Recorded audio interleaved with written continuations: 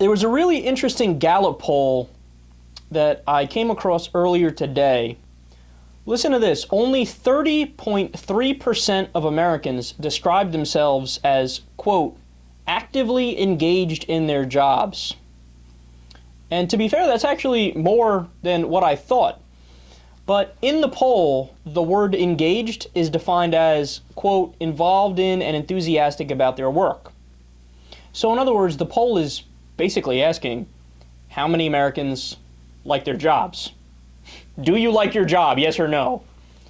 I mean, think about that number. Only 30.3% of the American people enjoy what they're doing. Wow. The reason why I'm so floored by that is because think about what your job is. Your job is where you're going to spend a majority of your life.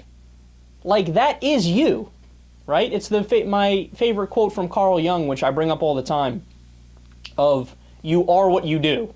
That's what defines you. So, if somebody's an accountant and they hate it, that's what you're going to be until you die. Is that how you want to be remembered? Is that what you want to be known as? Man, it's incredibly depressing, and it makes you understand why it is that we have such high levels of depression in the United States, why so many people are taking antidepressants and Prozacs and all types of drugs and yada yada. By all means, man, have at it with the drugs. I hear you.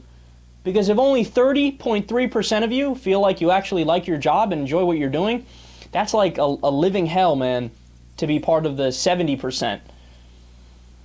So that got me thinking. And of course, now this is just the conjecture part of what I was going to say, and people are more than welcome to disagree, and I know you will, right? But I think this is such an endorsement of having a progressive government, having a more left-leaning government. So what do I mean by that? Well, look, I've often made the argument that no matter what you do, no matter what kind of system you set up, there's no way, even a simple majority, there's no way even 51% of the people in your society are going to be living the lives that they want in terms of chasing their passions or living out their dream or loving their job, right? So being that that's the case, shouldn't people have a good amount of vacation time to, in their leisure time, be able to chase down their passions and their dreams and what they love? I almost think of it as a human right. Because, I mean, think about it. The way the system is structured right now, if you don't like your job and you're slaving away 5 days a week, you're just a cog in the machine. You're just a spoke in the wheel. You're simply valued by your economic worth in an arbitrary system. Who wants to be in that scenario? No, see, this is why I always argue for people, we need 6 weeks paid vacation by law at the very least. Back in the day, who was it? I keep forgetting. Was it Taft? Or no, it was Hoover, I think.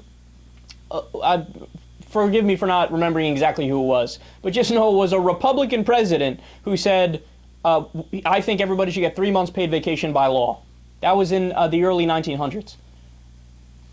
A Republican president, 3 months paid vacation by law. And his reasoning was the reasoning I'm giving right now. That, people, they're human beings. They need to relax. They need to enjoy themselves. They need to find meaning in their life. And you can't necessarily find that sitting in a cubicle. Man, I feel for all these guys, man. And don't worry, I'm on the case. I want to get you more vacation time. I want to get you health care paid for by your tax dollars instead of war.